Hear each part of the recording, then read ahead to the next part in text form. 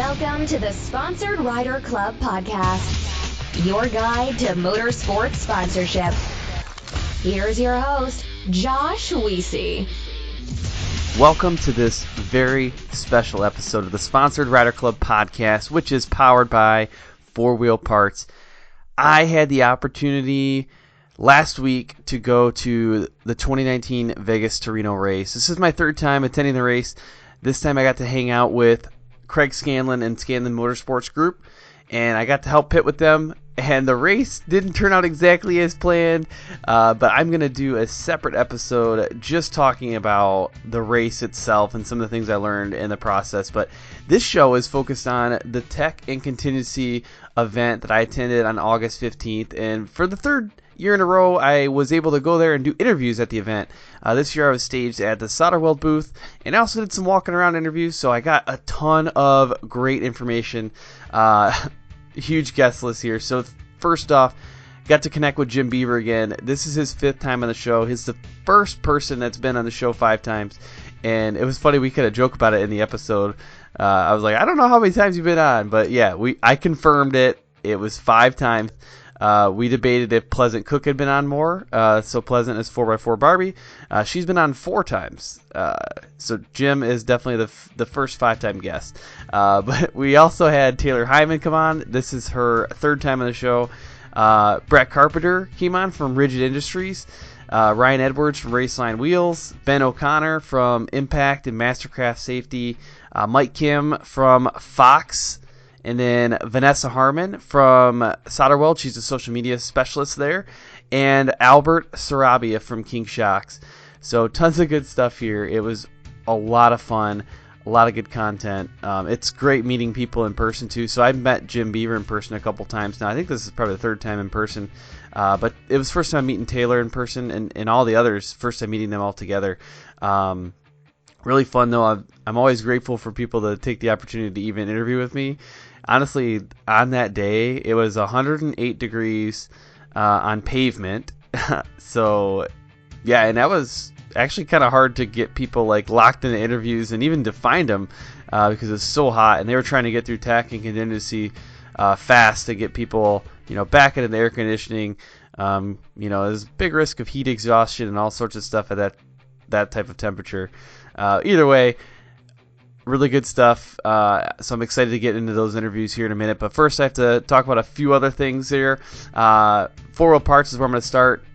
I mean, honestly, Craig Scanlon is the president at Trans-American Auto Parts, which is what owns 4-Wheel Parts and several other brands.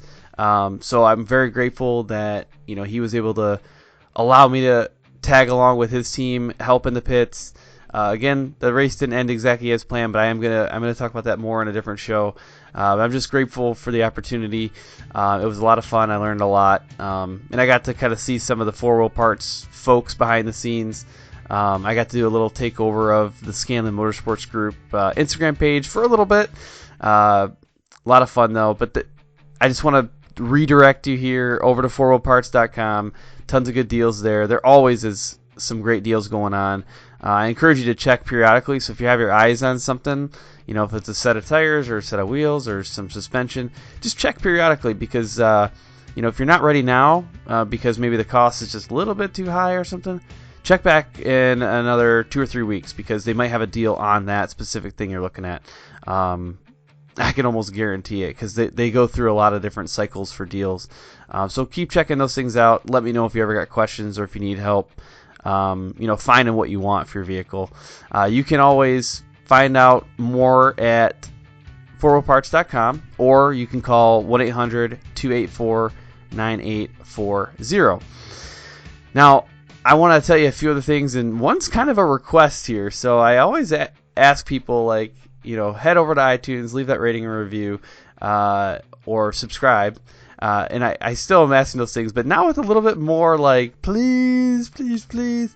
Because honestly, iTunes changed the way that they classify their shows. And they changed our show, which is fine. It happens. But I've noticed a little bit of a decline in our downloads since that's happened. So I don't know Like, we used to rank pretty consistently in the top 200 podcasts for automotive, but they don't show that ranking anymore. It's like the top 20, and we've been in the top 20 a few times. But yeah, we're not anymore. So it would really be awesome if you want to continue to hear this show, to head over to iTunes, leave a rating and review, because that helps get us into that top 20, which is where I definitely want to be. And I know the sponsors of the show want us to be. So that's kind of a little plea. That would help, like, this show recover from some of the challenges that have come up since the iTunes shift. But either way, that would be phenomenal. And then subscribe. It doesn't matter what podcast platform you use. We're all over the place. We're on Stitcher, we're on iHeartRadio, we're on, obviously, iTunes, Google Play, all over the place. So, and speaking of sponsors, there's been a ton of great companies that have made this show possible over the years, but I want to shout out some of them right now. I want to talk about AMSOIL. They provide amazing lubrication products, and they're a company that runs on freedom. You can find out more at amsoil.com/rider. SolderWeld, they produce game-changing metal bonding technology, and they're ready to rescue your race. I also just want to give them another specific shout-out for allowing me to podcast out of their booth and bring in some of the folks and sit down and have good conversations. TopToPodium.com, they're experts in motorsport sponsorship and website creation. Bold Racing, they're a family desert UTV race team. And then Crash Act Industries, they provide human protection and extreme racing products. I also want to shout out some of our other partners, including MBRP, HMK USA, Studboy Traction, and High Octane Coffee. Speaking of High Octane Coffee, now it's time to give them an opportunity to share a little tidbit of advice. This is our marketing tune-up of the week. And Joey Sylvester is the one that gives you that information. You can find out more about Joey at Joey Sylvester 8, or you can find out more at highoctanecoffee.com. Hey, what's up, everybody? Joe Sylvester here with your High Octane Coffee marketing tune-up. Today I want to mention sponsor testimonials and how you should definitely always utilize them in your proposals and your sponsorship overviews. Nothing speaks to a company and makes you much more reputable than the testimonial of current marketing partners. Reach out to them whenever you're building your deck for the new season and say, hey, I just need a couple sentences from you about your experience working with me. Put a picture of you and your sponsorship rep in your proposals, as well as the quote and their name and the company that they're from. I have always been told about my proposals that is one of the best parts of it, and it definitely speaks volumes to companies that they know that there are other companies out there putting their name on the line for your program, and that they believe in you as a representative of their company. So definitely use testimonials to your advantage. Utilize those relationships, and generally you'll find that your representative from your sponsorship company will be more than happy to do that for you, and will actually be honored that you wanted to include their testimonial in your proposal. So that's it for today. Thanks. All right, now we're going to get into the show, and the way it's laid out is all of the 8 guests that are featured on the show are basically listed in the order that I conducted the interviews on the day of the event. So we'll just roll right through them. I'll have little intros for each person at the beginning of each interview, so you'll know who is talking, and then that's it. We'll just kind of roll right through it, and then in the middle we'll take a break to thank the sponsors for the podcast, and that's it. So enjoy.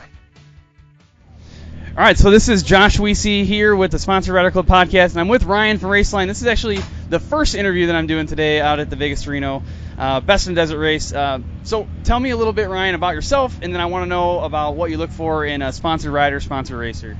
I'm Ryan Edwards. I run the UTV race support program at Raceline. Biggest thing I look for is just somebody that's going to represent our company in the best way. I mean, it doesn't have to be the guy winning every day. It's just got to be the guy that's out there and, living the life and being involved with racing. Yeah. And we talked about Sarah Price a little bit ago. So obviously Sarah's been working with you all for a little while now. I mean, what are some of the things that she's done specifically in the past? You're like, gosh, like she nails it. Good stuff. Sarah's best quality is the fact that, everybody's her friend. Anybody can go talk to her. It's not like, a celebrity where, oh, there's Sarah, you can't talk to her. It's anybody can walk up to her, talk to her, and Raceline anybody asks about wheels, Raceline's the first thing she talks about. So she's a prime example of a person you want to sponsor. Yeah. Yeah. One thing we were talking about right before this interview was how Sarah has like connected a lot of people, and you even said, "Oh yeah, Josh from Sponsored Rider Club Podcast. I know you through Sarah," and that's phenomenal. So that's one of the things I know I look for, and people I want on my show is people who can promote their brands themselves and then make the connections. So.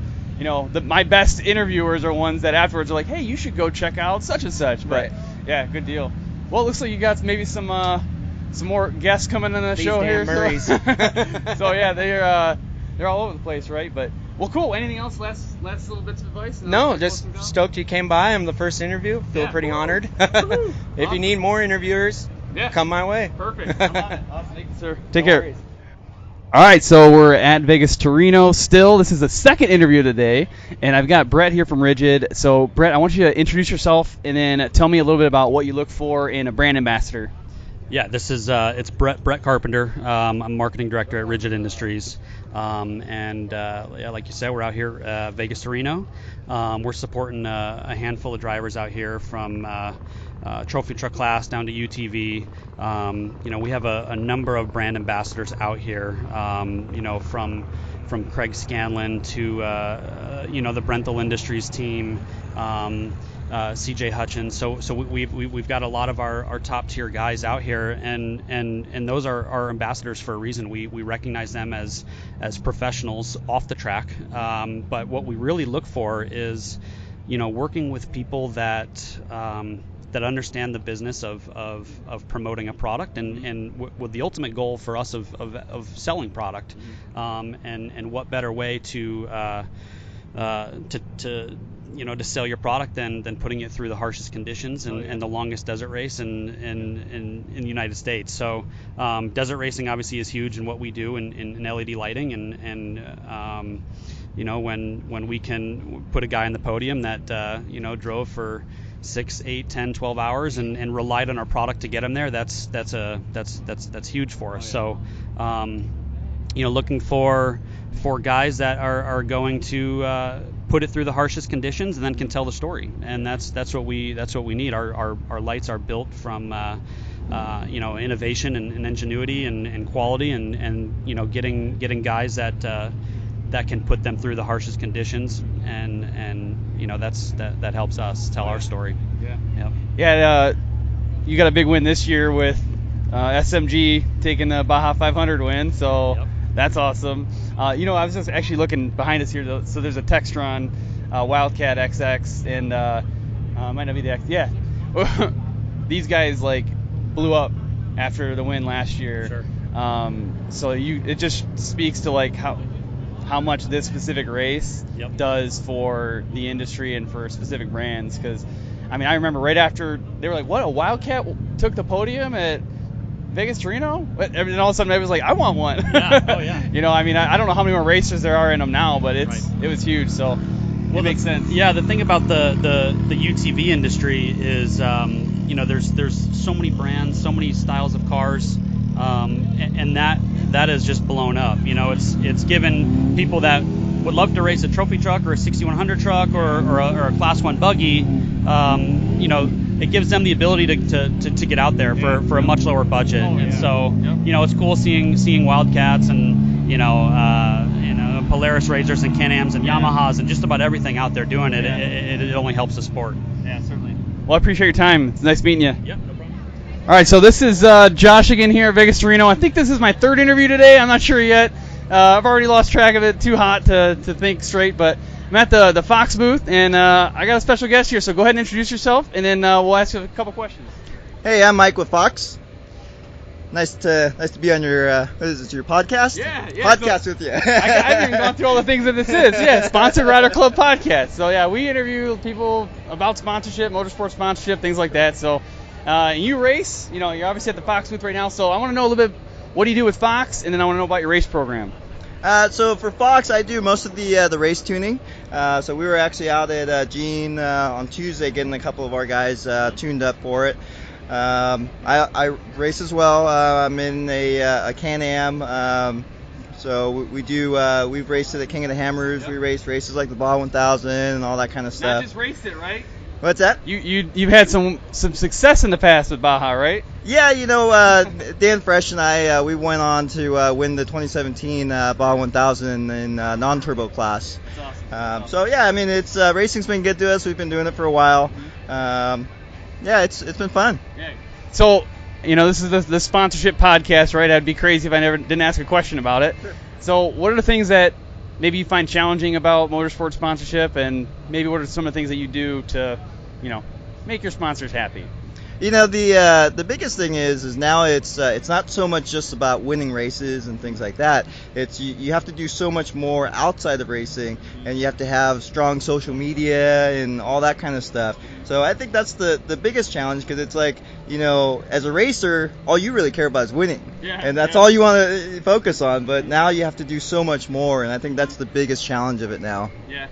I've talked to people who've been in the industry for 30, 40 years, and they said, yeah, back in the day, like, you just win, right? And you do some magazines here and there, but now you're never off, right? You're always on, especially with social media, right? Like, if I was, let's see, if I got my SolderWeld hat on right now, like, if I had a competitor's hat on right now and someone snapped a picture of me, that's sketchy, right? Yeah, for and, sure. Well, first, I don't own any competitors' hats, but yeah, so you're always on now, and that's way different, but.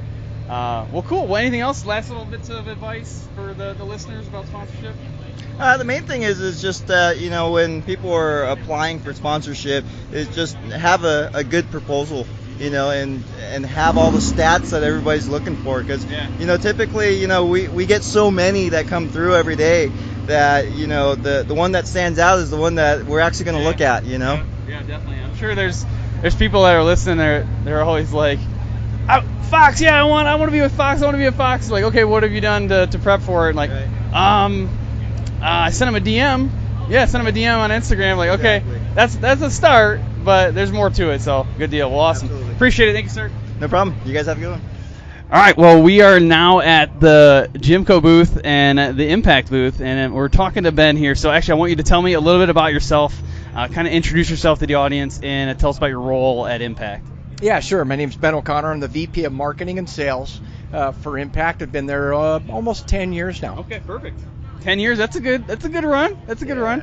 Awesome. Well, what I want to talk about today is, what do you look for in a brand ambassador? Like, what are the things that are appealing to you? What are the things that you need your sponsored riders, sponsored racers to be doing? Right. It's a great question, and we talk about this a lot in marketing and the struggles of finding good brand ambassadors. So many people have that impression that it's just enough to run a sticker on their vehicle or the logo on their suit, and they kind of call it quit. Yeah. Maybe it used to be that way years ago, but the world, as we know, has really changed in marketing, exactly. Especially with the advent of social marketing. Yeah, right? It's changed so much that I do a show about it. Right? I mean, it's everything. So even for manufacturers like us, we've really shifted a lot of our focus in marketing, more towards the social media. Yeah. So when you're talking about social media in terms of your brand ambassadors, minimal. It's tagging the brand. Oh yeah. But more than that, really, it's really talking about the brand, and not necessarily product specific or in a way that's championing the brand so much as just maybe more in a casual environment as well. And it's kind of hard to explain, but it's got to create more of a comfortable kind of environment for the consumer, right? They always want to feel part of the deal, right? Yep. So for us, we want you to talk about that new helmet. We want to say, hey, this is the greatest helmet you can buy. It's more like, hey man, look at this really cool helmet I just got. And a lot of times that's enough. Oh, yeah. Sometimes you go too far, right? It's just a picture of a product. That's what I was thinking. There was a picture. I mean, this is old, from maybe 2017, but it was Sierra Romo did this picture, and it had the Impact helmet like in the foreground, and then she was in the background. It was very subtle. Yeah. But I mean, I know I had reshared that picture, and I tagged it, and I used it as, when she was on the show, I used it as the episode thumbnail. So like little things like that are pretty neat. Yeah. Anything we can use for content. Mm-hmm. Right. So the other thing we really like to see for ambassadors is images. Yeah. Right. Yep. Good photography, good quality photography. Although it doesn't have to be, super high level equipment photography, but just good context or good right composition, something that we can take and share on social media, whatever, put in our catalog, things like that. That's really, really important to us as well. Yeah, I work with SolderWeld. I'm wearing a SolderWeld hat, and one of their biggest things for me that they've benefited from is I took a picture of their off-road repair kit in my Jeep, just a very natural setting, like, oh my gosh, this is perfect. And at the time, I wasn't thinking anything of it. I was like, oh, that's a good picture, good opportunity. Right. But yeah, they love that. I was actually just talking to the folks at Rigid too, and racing with the Scanlon Motorsports group tomorrow, and they were like, gosh, you could just get like one shot in the pits. I was like, oh yeah, that's easy. Yeah, right? What else do you need? But it's tough sure. to get, right? That's sure. It is. It's one of the hardest things to get is good imagery, for sure. Yep. And the other thing I'll touch really quick on is reciprocating. I talked about tagging, them tagging us, but we've learned that we need to do that as well.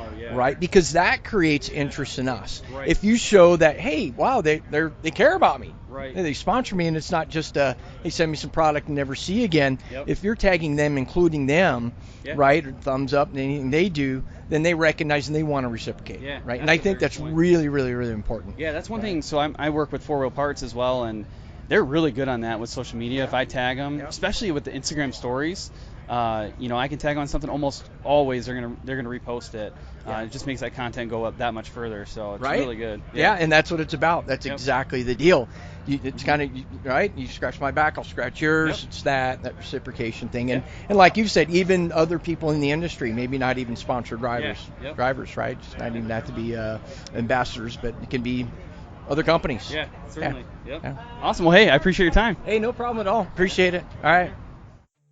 2 questions I get continuously about this show and about sponsorship is, do I need my own website and do I need a resume? The answer is, in my opinion, yes to both, and that's why we partner with TopThePodium.com. Now, if you want to see an example of what a professional website and what a professional resume looks like, you gotta check out TopThePodium.com. They did my website. The Sponsored Rider Club Podcast website is sponsoredriderclubpodcast.com. That was created by Jeff Vanestall of TopThePodium.com. I think it's awesome. I get a lot of good feedback about it. And there's a number of other websites out there that Jeff has produced that are just phenomenal. So I think it's important in this world of social media where you have control of your content. That's what a website does. It gives you full control. We don't know what Facebook's going to do sometimes. We don't know what Instagram's going to do. We don't know what Twitter's going to do. So if we don't have that central location to direct people and house our content, there is some risk that we incur. So I strongly recommend getting a website, talking to TopThePodium.com. And then the resume, again, is massive. And if you want to stand out, get it done professionally. And honestly, it is one of the best ways to step up your game and present yourself in the best way possible. Safety is our overriding priority. I hear it all the time, but I have to ask myself, is it though? Is that the first thing we think of? Is that the first thing you think of? Over the past couple of years, we've seen the performance of production UTVs increase, somewhere around 350%. That means these machines give us a lot more opportunity to have fun and win races, but it also, unfortunately, gives us new opportunities to crash. And that's why we have partnered with Crash Addict Industries. The owner, Travis Pointer, became very accustomed to crashing early in his career. He saw it as inevitable, and he set out to make the process safer. With a passion for racing, welding, and engineering, Crash Addict Industries now produces full cage and other protection systems intentionally designed to protect you during an accident on the track. They also offer a line of human protection products through their vendors. Do this for me at this point. If you're racing with a stock cage right now, please go check out CrashAddict.com and at least see what they have to offer. Even if you choose to go with a different company, please make safety your overriding priority. Family race team. Those are the first words that come to mind when I think of Bold Racing. And the next one is actually axles. Bold Racing is a premier distributor of GSP XTV axles. And if that wasn't cool enough, they just came out with an entirely new axle called the Revolution axle. It is a hollow tube axle. It's really cool. if you head over to their website, gspxtb.com, or you can find out more at boldracingltd.com, you can find out how this new axle technology works. So they are saying to view this as a fuse for your drivetrain. So the hollow tube CV axle twist technology actually increases the strength and reliability of the axle, and it also reduces stress on the drivetrain. Plus, honestly, it's super cool looking, and if people know me, they know that I really like cool looking stuff. So they come in this really cool gold color. Check it out. It's absolutely revolutionary. Let's talk about the engine in your racing vehicle for a second. You know, a failed rod or main bearing can end a race as quickly as a wreck, and that's why it's critical to use the best lubricants, AMSOIL synthetic lubricants. If you know anything about racing and competition, you know AMSOIL. That's because AMSOIL synthetic lubricants have earned the trust of racers everywhere. AMSOIL synthetic lubricants deliver exceptional protection against wear. They fight extreme heat in the toughest conditions, and they reduce friction, helping maximize power. On asphalt, dirt, water, snow, whatever, AMSOIL synthetic lubricants are the premium choice for your race vehicle. Upgrade to AMSOIL today to grab a competitive edge on the track. Go to AMSOIL.com/rider for details. Hey guys, George Hamill here to talk about SolderWeld's new off-road repair kit. If you're a racer of any type or an off-road enthusiast like myself, you're going to want to take a close look at this product that bonds metal on the spot. SolderWeld has combined some of their most elite products into one small kit that fits perfectly under your seat or strapped to a roll cage and allows you to make some insane fixes anywhere you go. How many of us have been in a race or out on the trail and got a rock chip in a radiator or brake line? We have seen a top-tier desert race team at the 2019 Min 400 taken out by a simple rock to the radiator. If they had an off-road repair kit on board, they could have been back up and running in just minutes. The kit includes everything you need to work on dirty aluminum, stainless steel, copper, and many other metals. SolderWeld's cutting-edge technology allows you to make these fixes with extremely low heat and incredibly high tensile strength, leaving you a lasting fix every time. Don't be that guy broke down on the side of the trail. Get your off-road repair kit today, and your friends will thank you. Let's do it. We are rolling. We're rolling at the SolderWeld booth. This is our first sit-down session here today. I've been doing some walk-arounds, but yeah. So what are we doing, though? Why are we here? Who are we here with? Let's start there. What's going on? We're here with SolderWeld, one of the finest companies that are going to be represented here today at Best in the Desert. Great little product. The off-road repair kit is on display here. Fast fixes on the fly, easy onboard kit to rescue your race, get you back out there. Your day doesn't have to end. It's a pretty amazing product. Actually had the opportunity to be at a race where they thought they were down and out, but they were able to flip the car over, use the hot block, use the off-road repair kit, fix the shock, and off they went. That's awesome. That's awesome. Yeah, I keep one in my Jeep just in case. Just you know what? Case, you know? You Honestly, never know.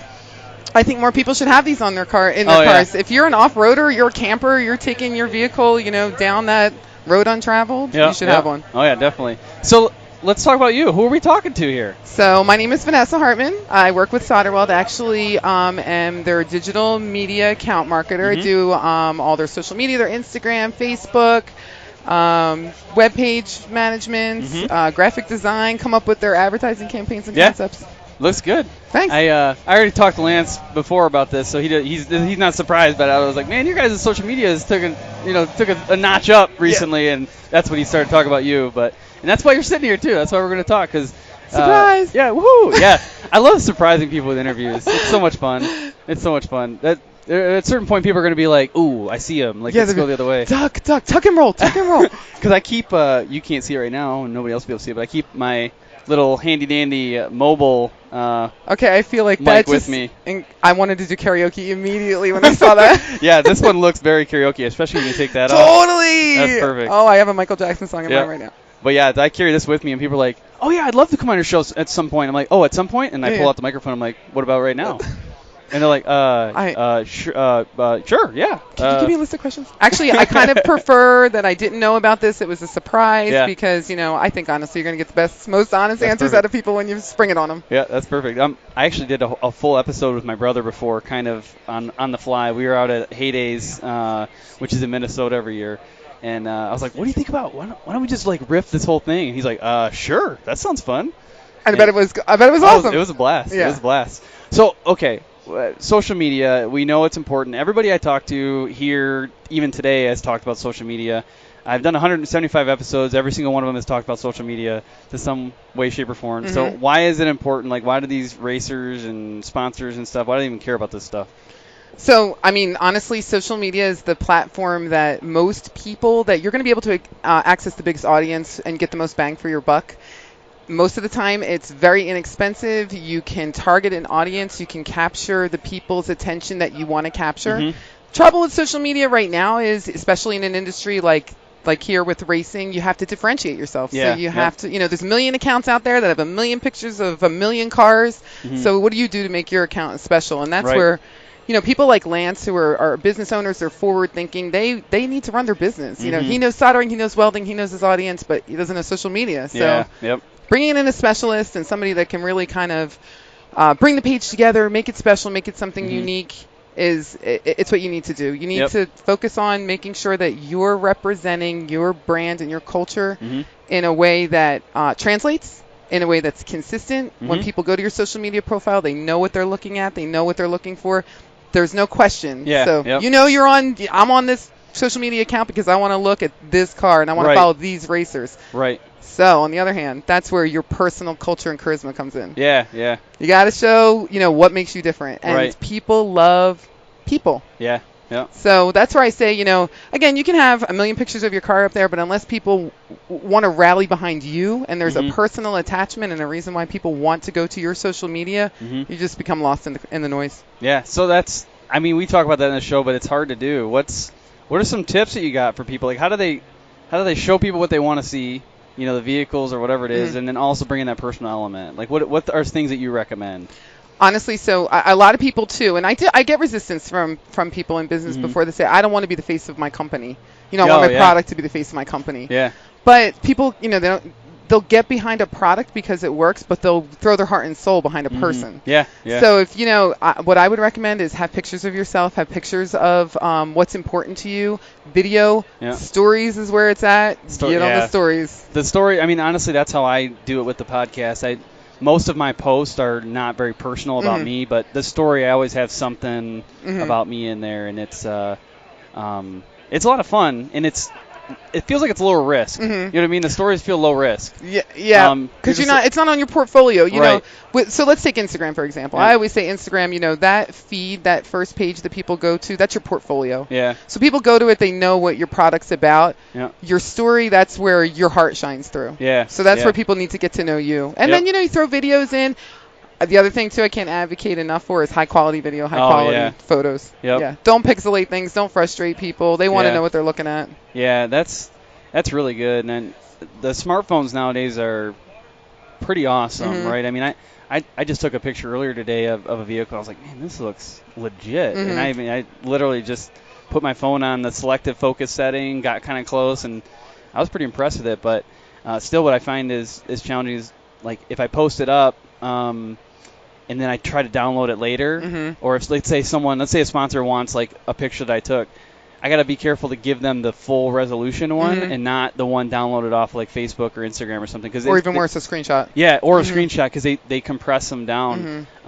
That's something I actually struggle with in publishing the show, because for every show that I do, I ask people, like, hey, give me some photos, high resolution photos that I can use to market the show. And sometimes they don't have access to all of them, or they'll just don't have time, and they'll download them off of Facebook or Instagram or something, and which is great, but then it's 400 kilobytes, right? And it's a little bit pixelated. The other thing too is a lot of like Best in the Desert is one, and a lot of other of the people are catching on now to the fact of they don't want their logo out there not looking great. Oh yeah. So a lot of times if you go to their website, they'll have a media folder where they'll say like these are my downloadable high-res files. That's so a you can good get point. your PNG images, and a lot of times I'll just email an organization directly and say, can you send me your high-res logo? Yeah, that's perfect. Yeah. I hadn't thought about that. That's a good idea for them to just put it out there. Like, why not? And they don't want their logo out there looking all smeary. Right. And, so they're more than happy to provide it, too. Yeah, that's a very good point. Yeah. And the other thing that I would suggest, like, of course, as somebody that, has learned photography and it takes a lot of time, I, get my hackles up when I hear people say, like, smartphones are just as good. Like, yeah. But I have to be honest, when you're using social media and you're uploading things to Facebook and Instagram, it is just as good. Yeah. But the great thing about, like, just what you were saying, taking pictures with my camera and having those stored in Lightroom and the raw files, is when I do want to edit them and when I do want to update them or whatever, I have the main image and I can send it to people however they want it. Yeah, that's a good point. So I just, in my day job, I had a film crew come out and we were doing something at my site, and you forget about how good can be. Yeah. And they were rolling out this equipment. I've been using, like, right here. I've got my GoPro, which is cool. It gives me some good footage, you know. But I mean, even this guy here, like in front of us, that we can see doing some footage, like the equipment it's honestly amazing. And I think it's what your final product's going to be too. Yeah. If you're looking to make a commercial, you're obviously going to want the highest quality images that you can capture. But honestly, there's amazing footage that you can get out of a GoPro too. Yeah, exactly. As far as going back to kind of your social media thing, I would say, like, be mindful of your brand consistency too, and remember that everybody's looking at those pages. So, have a personal page separate from your business page. Yeah. I agree with that too. Yeah, if you want to party like a rock star, man, good on you. Yeah. Live your life, live your best life, but do it on your personal page. Yeah. No, that's a good point. Unless your brand's all about partying like a rock star. Well, then, by all means. Then you roll it in.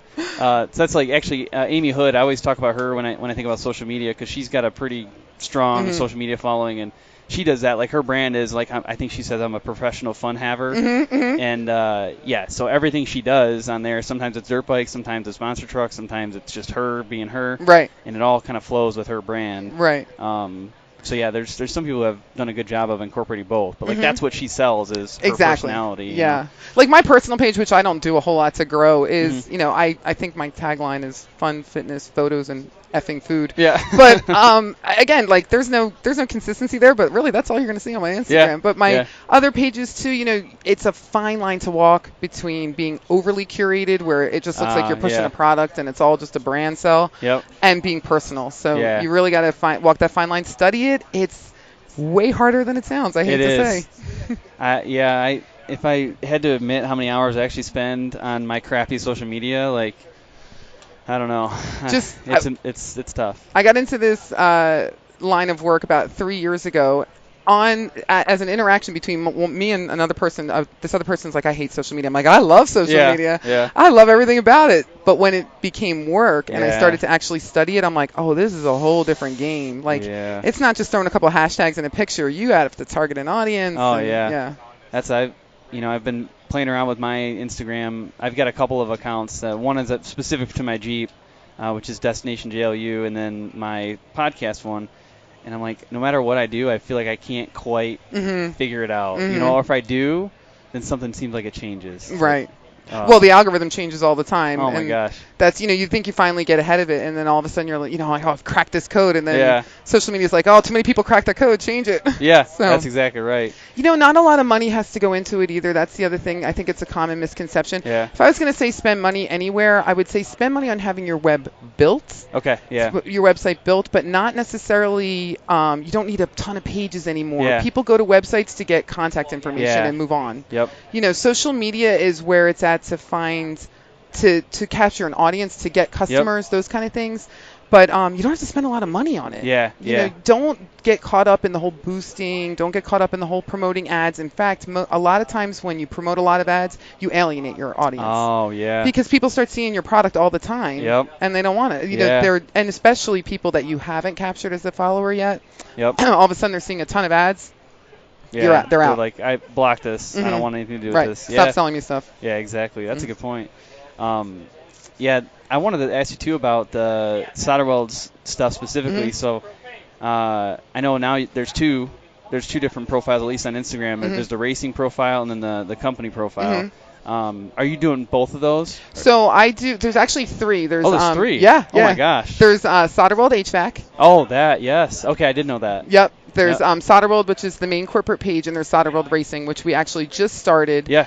A lot of them do feed into each other. There's a lot of crossover, but the HVAC industry and kind of the racing industry and the everyday recreational, off-roader, they're different cultures. You know, kind of want to have a different vibe to each page.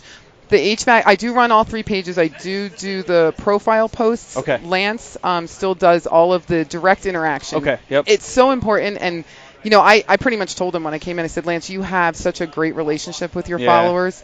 I can't take that over from you. You have to keep that with them. Yep. And he does. He interacts, and of all the social media profiles that I've managed and I still manage, he has the best engagement. Oh, good. Because of the amount of time that he interacts and comments and talks to his following. Yeah, I know with my stuff, Lance is all over it. He's always giving me comments, so he's paying attention to what I'm doing, which is really cool. Yeah, so. I don't know where he finds the time, to be honest, because he's on there a lot. Yeah. But he does. He has a great following. So the HVAC page is geared towards, obviously the HVAC fam. Yep. And he's established a really great relationship, he supports that industry so much so that he wants to see their businesses grow. Right.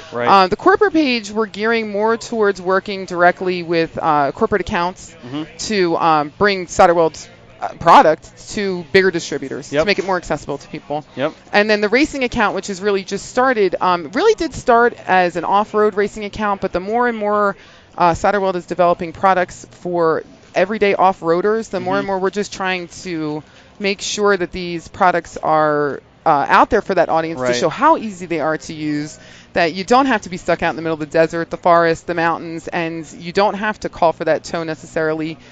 The videos are on there. You can train. I've actually, and trust me when I tell you, not the kind of person you would trust to fix a car, have used these products just as an experiment, and I was able to do it. That is awesome. So, it took a little practice. Yeah. But I just think, car enthusiasts that may think that this is out of their area of expertise or out of range as something that they can do, I want to capture that audience with that page, so I can show people, these products are for everyone. Yeah, no, it's good. So one thing I want to highlight from that is, the fact that there's three different profiles that are targeting different audiences.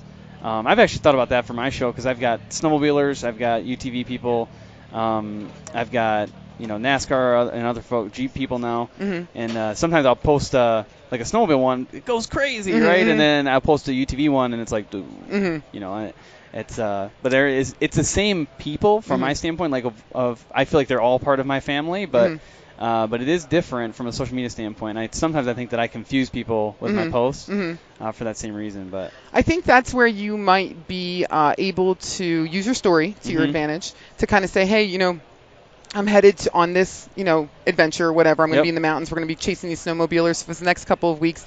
So when people are checking in your story, they're going to understand why your profile is showing these great pictures, and then grouping them together. So it's kind of a 9-box with Instagram that you can do, or a 6-box. So the next, whatever posts are going to be.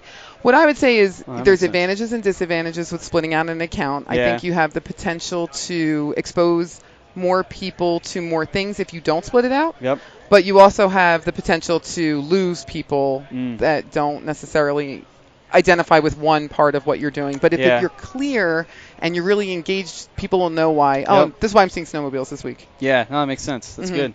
Well, anything else? Any last-minute tips for people before we kind of wrap it up? Good pictures. Don't spend a lot of money on social media. And make sure that you represent your brand in a way that you want people to identify with your product, with your vehicle, whatever it is. Just make sure your brand is represented with the culture. Perfect. Awesome. Well, thank you very much. Thank you. This was a pleasure. This is a lot of fun. I love these things. I just love using the equipment sometimes. Oh my gosh, these are so fun. I feel like wait, hold on. I got to take a selfie though with this on. Yeah, do it. Yeah, do it. Because people will be like, you are not doing this. Okay, but now I have the headphones on, so I have proof. Hey, hold on. We got to get so here's another opportunity. We got to get the Rescue Your Race in the background. There you go. There it is. Yeah, so that, like, I don't know, it's just fun. Everybody looks at you like, oh, what are you doing over there? Like, yeah, we're pretty awesome. We've got headphones on and we're talking. I'm kind of a big deal. Yeah, kind of a big deal. Oh, you guys want autographs? That's fine. I don't do autographs. I'm sorry. Yeah. Can you talk to him? Yeah, you're going to have to talk to our assistant, Lance, over there. He handles all the autographs. But all right, perfect. He's going to kill you. Thank you very much. Thank you. All right, so I'm here with Taylor Heiman, and this is this the fourth time you've been on the show now? I don't know. It's at least the fourth time that I've been into the show. Oh, okay, we got a SolderWeld hat for you too. Awesome. Now. Yeah, that's a nice hat too. It's one of my favorite hats, but well positioned. Yes. So I want to catch up. I know you got a lot of good stuff going on. We've kind of talked in the pre-interview of all of the stuff. So we've definitely got a lot of content to cover today. But let's kick us off. I mean, what have you been up to since the last time you were on the show? There's just been so much. I mean, this past year has been a whirlwind of opportunities and just so much stuff that's come up, and a lot that I can share with you, but there's also a lot that I can't share with you yet. So definitely when I can open that up, that I'll be back on the show again. Yes. So yeah, we already talked about that in the pre-interview. Like, in about a month or so, we'll be talking again. So definitely, I'm all on board. I don't think I've ever had anybody on 5 times yet. So I guess we just love talking to each other. Be that first, yeah, that's great. So you're racing tomorrow. Well, let's see. So it's 4:46 p.m. my time. So in about 13 hours. In about 13 hours, you're going to be running in the dirt bikes. But so tell me about some of the prep work that went into that. Yeah, getting ready for Vegas to Reno. It's the longest race in the United States and 500-plus miles of fun through the Nevada desert. So, it's not like you just jump on the bike and go. You definitely have to prepare for it. And through my regular fitness schedule, which is 4 to 5 days a week, you also have to prepare yourself mentally for it. And being on the bike for that amount of time, because we could be on the bike from anywhere from 30 miles to 90 miles if we decide to skip a pit. So. And how many racers are with you?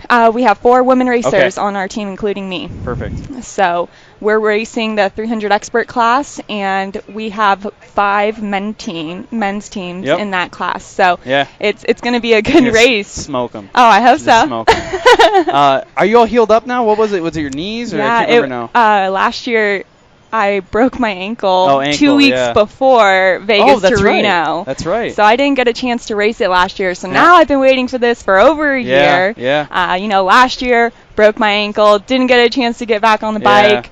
And I was super bummed because this is my favorite race of the year. Oh, yeah. So it's got to be the scariest race, though, from a dirt bike standpoint. Like, absolutely. Oh, my gosh. I mean, these trucks coming behind you, too. I mean, they give you some space, but, like we were talking earlier, they catch up to you. It adds to the thrill of everything. I mean, we start at 5:30, 6:30 in the morning by the time they get to us.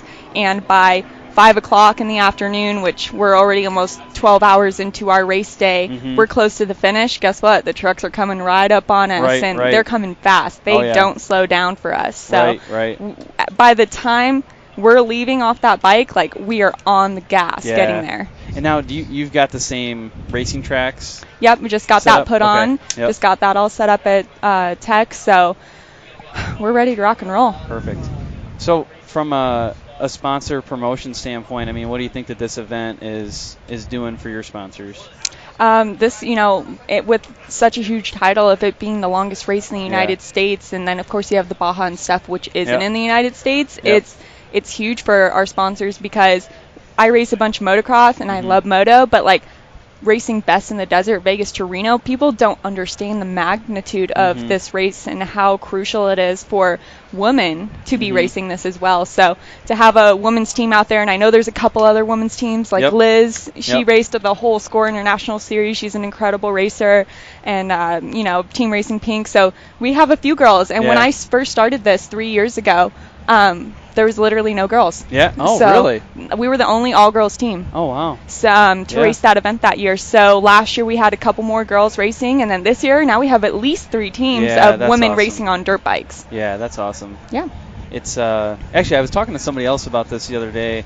I try to promote the female racer a lot on this show, but someone was asking me, like, oh, if you could come back, as a man or a woman in the future, what would you do? I said, well, if it was in the past, I'd say, like, I don't know if I'd want to be a woman because you weren't allowed to do all this cool stuff for whatever reason, you know what I mean? And, like, now a lot of those barriers are getting broken down. It's like, okay, good. Let's keep breaking them. Back in the 1920s, the daughter of Wagner Motorcycles she raced and won the endurance race against all the men, and she had her title stripped from her because she was a woman. That's just so crazy. It's actually, I think now women are, it's like it's a novelty to have women racing now. Yeah. So we're looked at as like, hey, she's racing this, and we're racing this. That's pretty cool that she's racing this. So I think nowadays it's like women are strong, we're independent, and you know what? It's not even being about a man or woman. It's about being the best racer, and finishing the race as fast as can. So. Oh yeah, that's great. It's exciting for me, and honestly for sponsors too. I've talked about this on the show before, but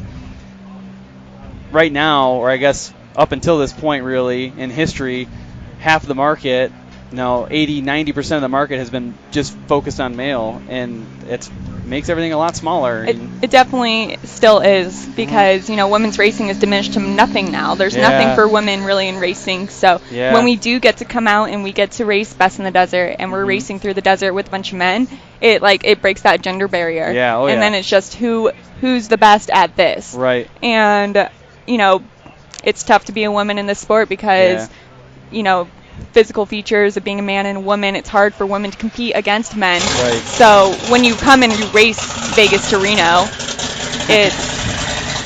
you're good. You can keep when you come and you race Vegas to Reno, it's not a sprint, it's a marathon. And it's mostly about, can you make it? Like, is your bike gonna make it? Right. So. It's all about survival. So the first time I came here, I had no idea how brutal this stuff was. Like, even this truck that we're looking at right now that's pulling out, there's a good chance that it won't finish tomorrow. Absolutely. And it's $1 million truck probably. Right. And that blew my mind. I just assumed, a couple of them died, but no, half of the group falls off. Yeah. It's crazy. It's a lot of DNFs, a lot of mechanical failures with bikes and trucks alike. So it just goes to show you how brutal this race can be. Yeah, definitely. So, you've got your business going still, so tell us a little bit about that. Yeah, so 362 Media Agency, we're an online marketing agency primarily focusing on social media management, PR releases, anything that you need in your business to, everybody needs marketing, so social media is the way of the future now, and with 2.2 billion people on Facebook every day, why wouldn't you want to be in front of them when they're constantly looking at social media? When you think of, a pair of shoes, and you see them pop up on your social media site, you're like, oh, that's weird how they get in my head. That's me. That's what I do. Exactly, and it is weird. I'm in your head. And the different technologies are all connected now, so sometimes you're on your computer and you look at something and then your phone pops up an ad essentially for it. And you're like, what in the world? That's exactly what I do. Yep, that's Taylor. That's just me. I think that you were just starting that last time you were on the show. Yeah. I graduated from UNLV with my marketing and communication degree. I've worked with Feld Entertainment and Supercross Live on a lot of different projects. Oh, yeah. You've been everywhere. That's awesome. And then now I'm working with Hubert from Nitro Circus on his new program called Let's Ride Power Sport Safety Program. Oh, okay. It's all about teaching children the importance of wearing your helmet, wearing your safety gear, and wearing and being on the right equipment and all that stuff, because there's so many fatalities and accidents that could have been avoided if you had the proper safety equipment. Yeah. So I think it's a really noble cause, and I do their social media and their PR releases. And they go to schools, and the next one will actually be in Superior, Wisconsin on September 12th. Oh, okay. So Perfect. They'll be at the school. They'll be teaching over 700 kids the importance of power sport safety, and it's just something that the kids who are already in the sport know the importance of wearing your helmet. But the kids who just have a quad laying around in their yard, those are the ones that often get hurt and often suffer from the consequences of not wearing your safety equipment. Yeah, no, that's a good point. I didn't know that he was doing that, so that's pretty cool. It's we really just started with it. He's been running with it for a couple months, and he brought me onto the team a few months ago as well. So it's got amazing backing with Travis Pastrana and Nitro Circus, and Travis is a huge advocate for safety. And a little bit about Hubert is he's the one who designs all their safety equipment and he does the ramps and the tracks, and so he's an extremely intelligent man. And he sees the importance of this, and his partner Kristen unfortunately, one of her family members, lost his life to not wearing his helmet on a quad. So it's deeply affected families all, everywhere. So it's something that needs to be talked about, and it's not talked about enough. Yeah, no, that's a good point. And then I don't know how much you can share about your other thing, but did you want to talk a little bit about that? Yeah, we can talk a little bit about that. I mean, if you've listened to me on your podcast before, that you would know that I was on Makeup to Mud for the original year that it came out, and that I'm very involved within the industry and ensuring that women get the recognition that they deserve within the industry. I'm a huge ambassador for it. So my company, 362 Media, has decided to sponsor at least 3 or 4 women for this Supercross Futures that's coming up. And these women are fast, and they're beautiful, and they're smart, and they're strong. So I love that they're on board with this, and I get to be the one who helps them reach their goals. And so we'll be in Supercross Futures in October. Perfect. And then Day in the Dirt as well. So it's really exciting because you don't see a lot of women sponsoring other women. Yeah, that's a good point. It's we're trying to grow the sport for women, and the only way you can do that is if you help each other up, rise each other up, support each other. And I think that sometimes you just got to step outside your comfort zone. You just got to do it. No, that's a good call. So well, you want to do a sponsor shout out for? Yeah, absolutely. Thank you to everybody who's sponsoring us for Vegas to Reno. We got Team Aggie, Cooper Motorsports, Nitro Moose, Caillou Truck Decking, CRF Premier Glass, and then all my sponsors as well. So Fast House, Astric, Flow Vision, Wrist Brace Guy, All Sports Dynamic, and to everybody else, thank you so much. That was pretty good. I didn't prep her for that ahead of time, and she didn't have notes. It's okay, so. I'm seasoned. Yeah, like I'm watching it, and you didn't have any notes, so you went through it all. I asked somebody else in a different interview. I was like, how many? Oh, it was Andy White. He's the brand manager at FXR. Yeah. I asked him, and I didn't tell him ahead of time. I was like, how many, which riders do you sponsor? And he's like, oh, my gosh. And then he listed off like 100. Yeah. Like, oh, wow, that was pretty good. Yeah, Andy's a good dude. It was pretty good. But if you guys want to keep following me on my journey with sponsoring these women, with all the things that I have coming up, because there's so much that we haven't even mentioned on this show, you can find me on my social media sites. My Instagram is at Taylor_362. Facebook is Taylor Heiman, and you can follow my fan page at Taylor Ann. Perfect. Awesome. Well, thank you. Anything else for the audience? Keep pushing, keep going strong, and if anybody, man, woman, whoever, if you ever have any questions, if you want to get into the industry but you don't know how, just please reach out to me. I'm always happy to help. Awesome. We'll do an audible high five. There we go. All right. Take care. Thanks. All right. This might be the last interview of the day because it's 107 or something right now. Yeah, a little warm, I would say, yeah. I've been doing a few of these today, but you've been standing outside selling products all day. But this is Albert from King Shocks, and this is going to be a unique spin on the show because, you get to, be the salesperson for the product quite a bit of time. You're the tech specialist. But also, people walk up to you all the time and ask you for sponsorship stuff. So, first off, tell me a little bit more about your role at King, and then we'll go into some questions. Yeah, no problem. Okay, my name is Albert Sarabia, and I work for King Shocks. Basically, my job mainly is to do tech support to all the racers and over teams. We have multiple teams that come in, and you never know, a practice or just a qualifying when they bend a shaft or they roll over and we got to fix the shock. And I roll around in a big semi truck that I will have all the parts and all the tools necessary to take care of the drivers. Besides that, I can also do tuning with some of the drivers. They tell me I was doing this, is doing that, and I can add preload to the car to give it better height. I can adjust the preload in the coils. I can go from there to taking it apart and revalve it internally.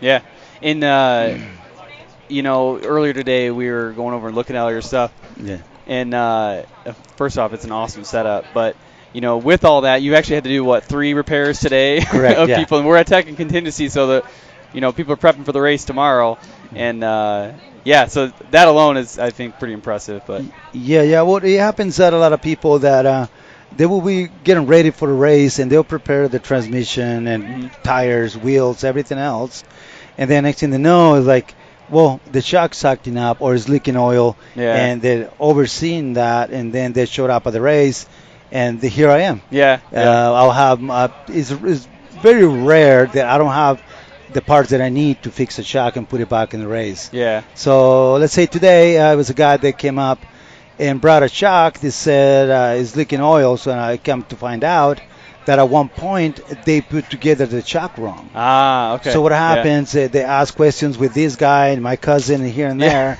Next thing I know, the shock is not working properly. At this time, at one point they put too much oil in the shock. Okay, yeah. And the rest of it was about to explode. Yeah. Luckily enough, I have another cylinder, so I took it apart. Okay. Changed the cylinder, and the guy's happy as can be. Yeah, perfect. So, one of the funny things about what we were chatting about in the pre-interview is the whole sponsorship deal and how people approach you all the time, because you're out front. There's only a couple of folks in the King booth right now, and you're one of the first people that they're going to walk up to. And then I did it, right? I walked up to you and said, hey, who here is responsible for sponsorship? And you're like, yeah, you got to go send your resume in. But, tell me about some of the horror stories, I guess, when people walking up to you in the booth. Well, I'll tell you, I'll be honest with you. A lot of people, they will, put the car together, and then they'll go and buy the tires, buy the wheels, seats and lights and everything. And for some reason, when it comes to shocks, they think they should get it for free. Oh, yeah. And I go wait a minute. It should be the other way around. Yeah. Why? Because your suspension, it should be one of the main things. Yeah. And less for off-roading. Yeah. If you're doing drag racing or something, you can run it without shocks. Yeah. But if you're going to be competitive in desert racing, your shocks and your suspension should be your top notch. Right. Yeah, definitely. Yeah. So basically, they'll come and ask, hey, how do I get a sponsor and this and that? And I normally go listen, we need to know who you are, first of all. Yeah. And then I want to know how committed to racing you are. A lot of people, they'll come in, they'll build a car, and they'll race a couple times, and then they sell the car. Oh, yeah. Right? Yeah. And then they start another project. Yeah. And then they expect to come back, and, hey, I'm building this car, give me free shocks. Yeah. And then a lot of times I go well, didn't you sell the car? Yeah. Yeah. Did you save money to buy other stuff? Right. If you were smart, you would do that, but doesn't always, works that way. I've never really thought about it that way, where people are I'm going to get these things free or whatever it is, and I'm just going to turn around and sell it. You'll be surprised. Oh, my gosh. Yeah. I'm just thinking of examples in my head. I know that's definitely happened. So basically, when someone says that, we do want to help them out. I know they like the sport, and we want to get the sport going because we love the sport. But if you bring sort of like a resume, tell me, okay, I'm building this car, and I'm putting this and this and that, and I'm scheduled to go to this show, and then I got to go to SEMA, and I got to go to the Baja 1000, and all these events and all this stuff, and we'll go okay. It's worth for me putting some money into his project. Right. If I can see that and that person is responsible and committed, then his chances got way higher. Oh, yeah. Of being helped, let's say 100% from us. Oh, yeah, that's perfect. Yeah. Well, I hope that you stay cool for the rest of the day here. I think that things are winding down for the most part here. Yeah, I hope so. Slowing down a little bit, so you might be able to take a break. But I appreciate taking the time to chat today. It was a cool perspective. That's it, man. All right, man. Thank you for taking the time. Yeah, high five. There we go. For sure. All right, so we're at Vegas Reno, and I said the last one was going to be my last interview of the day, but then Jim Beaver came walking up, and actually I think now this does make you the first five-time guest. 5 times? Is it? Has it really been 5? I think so. I was going to say, I thought Pleasant Cook had probably have me. Well, ripped. no, last time you both hit the number 4 mark. Okay. Last Vegas Reno. But did she? She did heydays after that. I don't know. I'm gonna have to go back and check. Okay. Yeah, I was gonna say I thought Pleasant had me licked, and and rightfully so. She probably should. So. Well, this is a big race. Obviously, you've been doing it for a while now. Is there anything different about this year? Anything that, just from the sponsorship side, that you've done a little bit differently?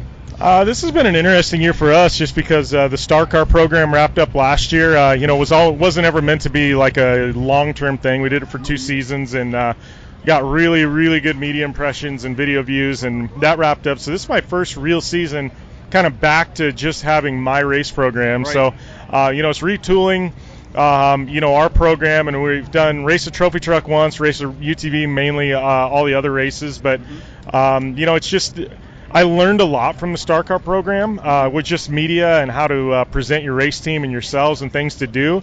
And while we've tried this year to make at a point to do things a Star Car way, just with a little bit less budget. Okay. Yeah. And so it's still about giving back to sponsors, giving them that ROI. And there's just a lot of fine tuning that I learned through that program, just with impressions and where you have logos, and it's just really, with a program that scale, you got to be real conscious. And, we've tried to kind of carry that into just our regular race program that we run at, race in and race out. Mm-hmm. Yeah, the Star Car thing, that was pretty awesome. That was a huge undertaking, though, too. I'm sure it was pretty exhausting putting all that together. But I know you, now Dax Shepard got to do the Star Car, too, right? Let's see.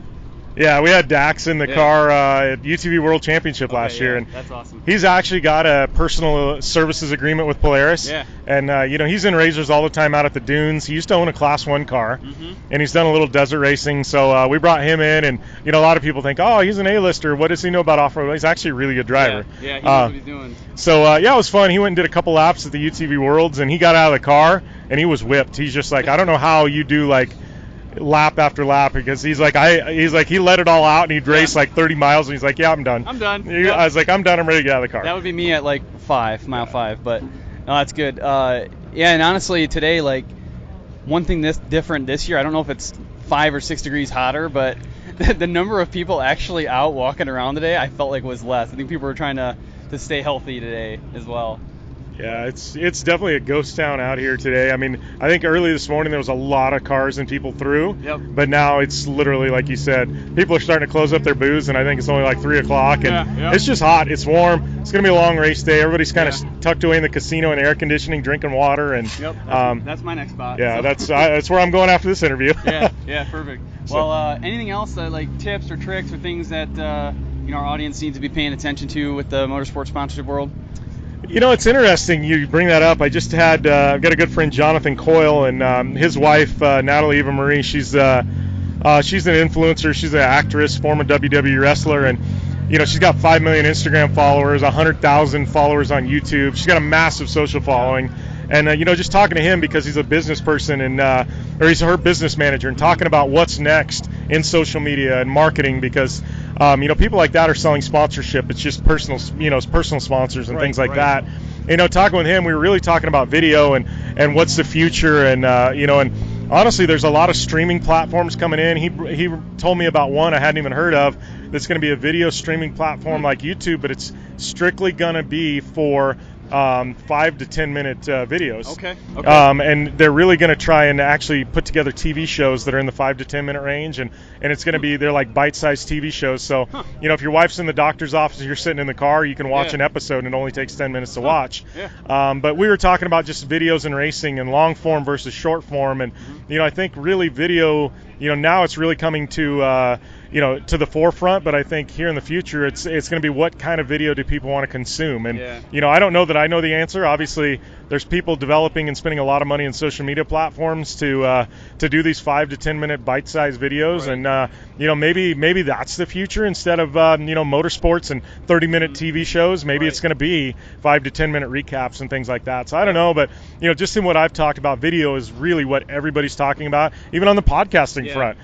It's how do we bring video in, and YouTube and Facebook video. So I think video is really, in the next 12 months, going to be a big part of people's marketing programs. Yeah, that's perfect. Well, I'll give you a chance too. You want to shout out your sponsors? Oh yeah, well, definitely got to thank General Tire, Vision Wheel, Polaris Razor for everything they do. I mean, Dirtfish, Gibson Exhaust, I can go down the list. Super ATVs come on board. Nice. We've Impact Racing. I know you interviewed Ben from Impact. He was awesome. Yeah, Ben's a great guy. So just everybody that supports this. I mean, I can give you the list of 20 different companies. They know who they are, but I'm very lucky that I've been able to carve out a niche both in radio and racing, and really have a lot of partners involved to help support it. So thanks to all of them for keeping us out there, letting us have some fun here at Vegas to Reno. Yeah, awesome. Appreciate it, Jim. Thanks for listening to this episode of the Sponsored Rider Club podcast, which is powered by 4 Wheel Parts. Be sure to subscribe so that you don't miss any of our upcoming shows. Follow us on social media as well. That's where we share a lot of information and upcoming guests for the show. Pay specific attention to our Facebook page. That's where we do our live shows 2 each month. To get some insider access and upcoming guests, you can also check out the Sponsored Rider Club on Facebook. That also offers a forum for best practices sharing, so you can ask questions and get answers from the motorsports community. A special thanks goes out to our sponsors, 4 Wheel Parts, AMSOIL, SolderWeld, Bold Racing, TopThePodium.com, and Crash Addict Industries. I also want to shout out some of our other partners, GSP XTV, MBRP, HMK USA, Studboy Traction, Diode Dynamics, and High Octane Coffee. I look forward to serving you again next week. Until then, have fun and ride safe.